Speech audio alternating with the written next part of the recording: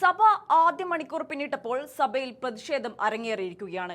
വീര്യം കുറഞ്ഞ മദ്യത്തിന് നികുതി നിശ്ചയിച്ച ബജറ്റ് നിർദ്ദേശത്തെ ശക്തമായി വിമർശിച്ചുകൊണ്ട് പ്രതിപക്ഷം സഭയിൽ അടിയന്തര പ്രമേയത്തിന് നോട്ടീസ് നൽകി. ഈ നിർദ്ദേശം സംസ്ഥാനത്തുടനീളം മദ്യമൊഴുക്കാനും മദ്യലോബികളെ സഹായിക്കാനുമുള്ള നീക്കത്തിന്റെ ഭാഗമാണെന്ന് ആരോപിച്ച പ്രതിപക്ഷം വിഷയം ചർച്ച ചെയ്യണമെന്ന് ആവശ്യപ്പെട്ടു.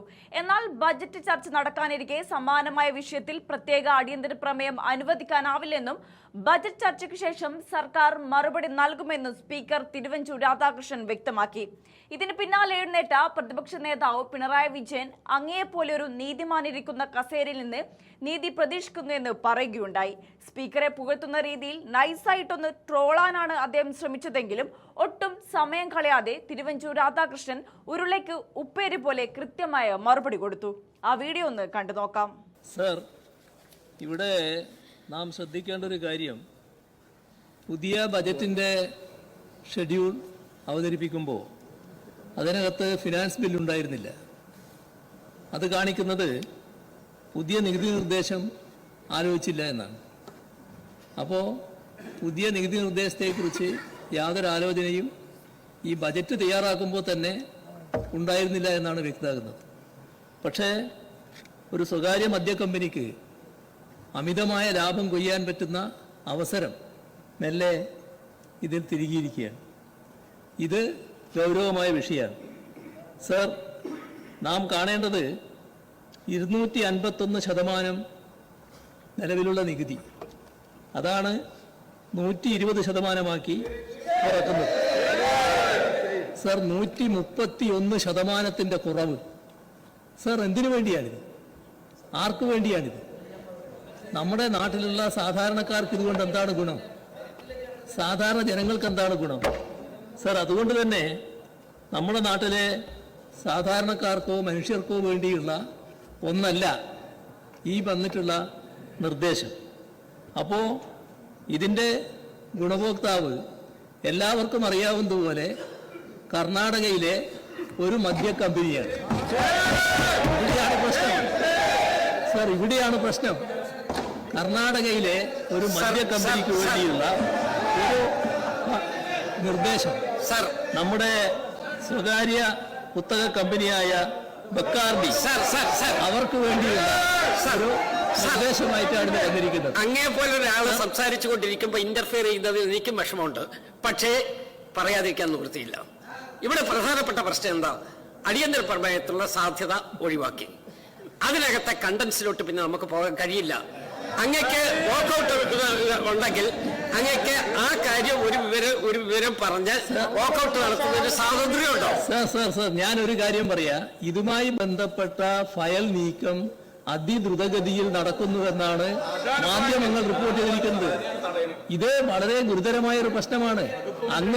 അങ്ങയെപ്പോലുള്ള ഒരു നീതിമാൻ ആ ചെയറിൽ ഇരുന്നു കൊണ്ട് ഇരിക്കുന്ന ഘട്ടത്തിൽ ഇത്തരമൊരു കാര്യം സംഭവിക്കാൻ പാടുണ്ടോ എന്നുള്ളതാണ്.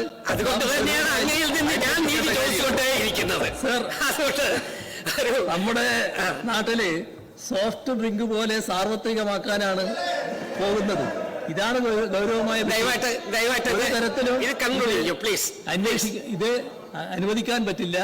നമ്മുടെ നാടിന് വലിയ ഗുരുതരമായ പ്രത്യാഘാതം അതാണ് സംഭവിക്കുന്നത് നാം കാണണം. ഇന്നും നാളെയുള്ള ചർച്ചകളിൽ നമുക്ക് ഈ കാര്യങ്ങളെ കുറിച്ചൊക്കെ പറയണമെന്നുണ്ടെങ്കിൽ പറയാം. ഏതായാലും ഇത് കൺക്ലൂഡ് ചെയ്യും. അങ്ങയുടെ റൂളിംഗ് ആണെങ്കിലും ഇതിന്റെ പിന്നിലുള്ള താല്പര്യം നമുക്ക് ഗവൺമെന്റിന്റെ നിലപാടാണ് എന്നുള്ളത് എല്ലാവർക്കും അറിയാലോ. അപ്പോൾ അതുകൊണ്ട് തന്നെ അങ്ങനെ ഒരു നിലപാടിലേക്ക് അങ്ങ് കഠിനമായി നിൽക്കരുത് എന്നാണ് എനിക്ക് അഭ്യർത്ഥിക്കാനുള്ളത്. അതല്ല, ഞാൻ നിയമവും ചട്ടവും കീഴ്വഴക്കങ്ങളും മാത്രമാണ് പറഞ്ഞിട്ടുള്ളത്. അതിനേക്കാൾ അപ്പുറത്ത് ഞാൻ നമ്മുടെ യുവാക്കളെയും വിദ്യാർത്ഥികളെയും ഒക്കെ ലഹരിയിലേക്ക് തള്ളിവിടുന്ന ഒരു പ്രശ്നമാണ്. ഇപ്പൊ ലഹരിയെ കുറിച്ച് ബഹുമാനായ ആഭ്യന്തരമന്ത്രി പറഞ്ഞു കഴിഞ്ഞതേ ഉള്ളൂ. ലഹരിയുടെ ആപത്തിനെ കുറിച്ച്. ആ ലഹരിയിലേക്ക് ആളുകളെ തള്ളിവിടുന്നതിനുള്ള ഒരു വഴിയായിട്ടാണ് ഇത് വരുന്നത്. ഇതാണ് നാം ശ്രദ്ധിക്കേണ്ടത്. സഹകരിക്കാൻ സാധാരണഗതിയിൽ പ്രയാസമുണ്ട് എന്നുള്ളതാണ് എനിക്ക് പറയാനുള്ളത്. ദയവായിട്ട് ചെയറുമായിട്ട് സഹകരിക്കുക പ്ലീസ്.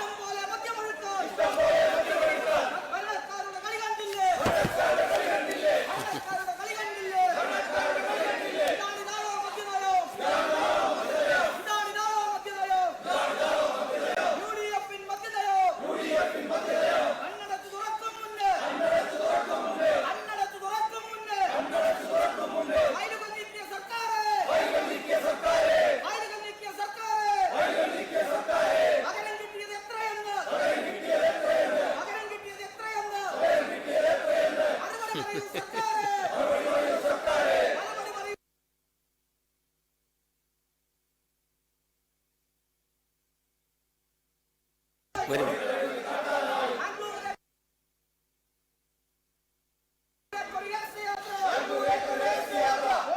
ഏതായാലും നിങ്ങളുടെ ഒരു പ്രതിഷേധം കഴിഞ്ഞല്ലോ.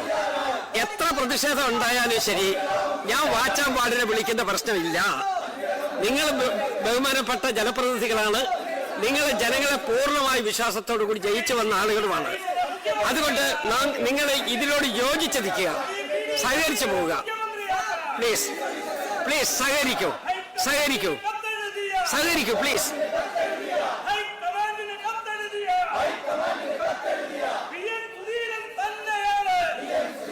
പ്ലീസ് എല്ലാം മനസ്സിലായി, എല്ലാം മനസ്സിലായി. അപ്പോ ദയവായിട്ട് please resume your seat. Please please resume your seat.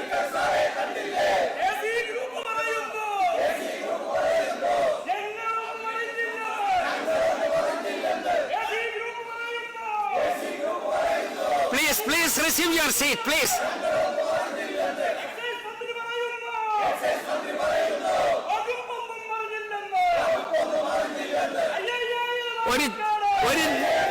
ഒരു നിമിഷം കൊണ്ട് നിങ്ങൾ പോകൂ.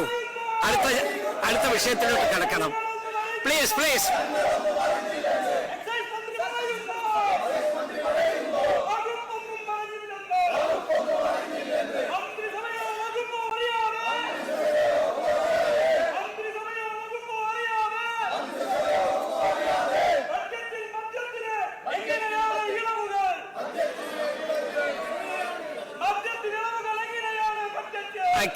ഇന്നും നാളെ ചർച്ച ചെയ്താൽ മതി.